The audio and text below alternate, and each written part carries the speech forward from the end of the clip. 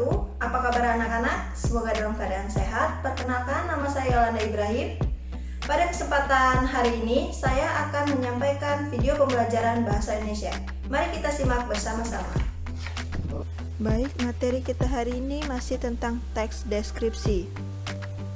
Kita lanjut ke struktur teks deskripsi, dibagi menjadi 3. Yang pertama ada identifikasi, yaitu berisi pengenalan suatu objek yang akan kita deskripsikan. Biasanya, identifikasi berada di awal paragraf.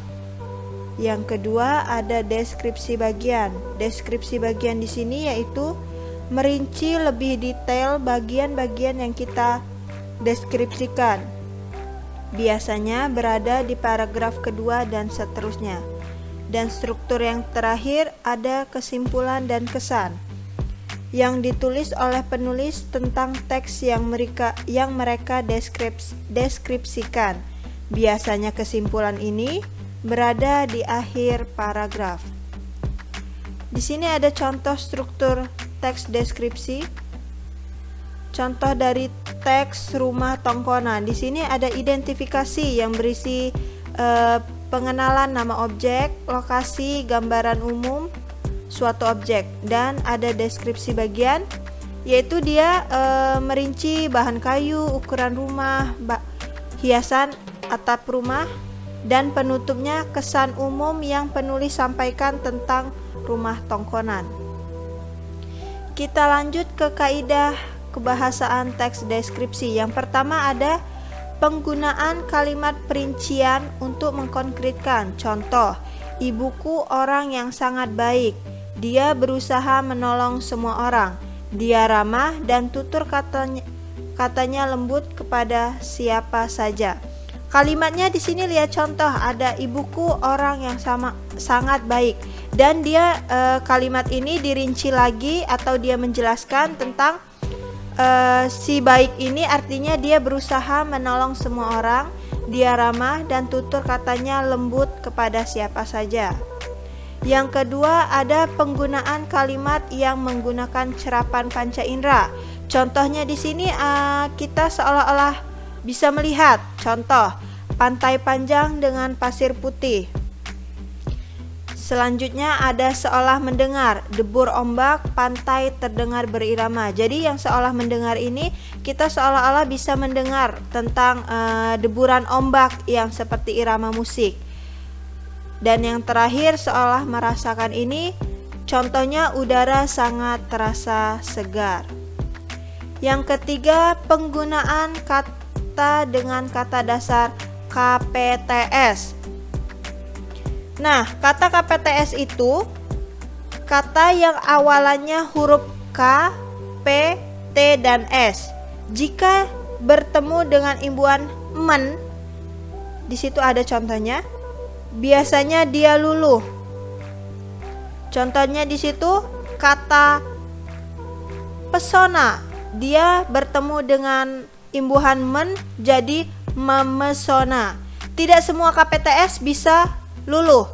Ada juga yang tidak luluh. Contoh di sini ada awalan men diikuti oleh kata dasar yang diawali dengan kluster atau konsonan rangkap. Kluster atau konsonan rangkap maksudnya di sini gabungan dua huruf konsonan. Ada 4 buah dalam bahasa Indonesia. Di sini ada contoh sya, kia, nya, kaha, dan ang. Contoh kata sya di sini mensyukuri. Jadi dia tidak kata S, dia tidak tidak luluh katanya. Kita lanjut keempat, penggunaan sinonim pada teks deskripsi. Sinonim di sini artinya persamaan kata. Di situ ada contoh kata indah. Sinonimnya elok, permai, molek. Yang kelima, penggunaan kata depan pada teks deskripsi. Contoh dari kata depan ada kata di, ke, dari, dan pada. Di sini ada contoh 1. Baju itu dibeli saat kamu liburan akhir tahun. Kita lanjut penggunaan kata khusus. Kata khusus merupakan sinonim kata umum tetapi dengan tambahan makna atau lebih formal. Misalnya kata keren dan dahsyat, sinonimnya menarik tetapi ragam, tidak formal. Di situ udah ada contoh, bisa kalian lihat sendiri.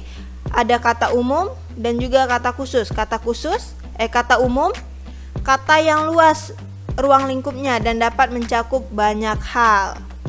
Kita lanjut kaidah kebahasaan yang ketujuh, penggunaan kata depan di dan huruf kapital. Contohnya di sini ada di Lombok, di Toraja. Arah di bagian rumah Tangkonan. Penggunaan di sini ada penjelasan penggunaan kata depan di dan awalan di. Kata depan di berfungsi sebagai kata depan jika diikuti dengan kata keterangan tempat, arah, posisi, atau letak. Jadi dia huruf kapital jika dia melakukan keterangan tempat, arah, posisi, atau letak, atau nama seseorang. Dia menggunakan huruf kapital.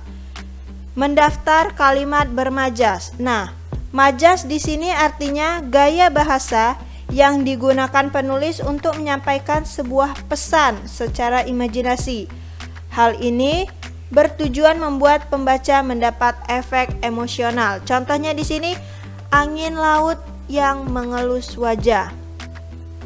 Yang kesembilan ada penggunaan pilihan kata yang bervariasi. Contoh kata indah, elok, permai, dan molek. Jadi kita memilih kata-kata yang bervariasi supaya lebih menarik lagi. 10. Penggunaan huruf kapital dan tanda koma pada teks deskripsi. Bisa kalian baca di sini. Tanda koma dipakai di antara unsur-unsur dalam suatu perincian atau pembilangan. Contoh, Pantai Senggigi berada di Kecamatan Batu Layar, Kabupaten Lombok Barat, Provinsi Nusa Tenggara Barat. Baru diakhiri dengan tanda titik. Kita lanjut ke langkah menulis teks deskripsi. Langkah yang pertama, kita harus tahu objek apa yang akan dideskripsikan. Yang kedua, buat kerangka bagian. Di sini maksudnya membuat dulu garis-garis besar yang akan kita deskripsikan. Yang ketiga, yang pastinya kita harus mencari data, bukan? Yang keempat, menata kalimat menjadi strukturnya. Tadi struktur udah kita bahas, seperti kalimat pembuka, deskripsi bagian, dan penutup, kesimpulan atau kesan. Dan yang terakhir, ada gunakan kata atau kalimat yang merangsang panca indera. Contoh, panca indera yang seolah-olah kita bisa melihat, seperti contoh sebelumnya di kaidah kebahasaan, pantai panjang dengan pasir putih. Terima kasih sudah menonton video ini. Semoga bermanfaat untuk kita semua. Sampai berjumpa pada video selanjutnya. Wassalamualaikum warahmatullahi wabarakatuh.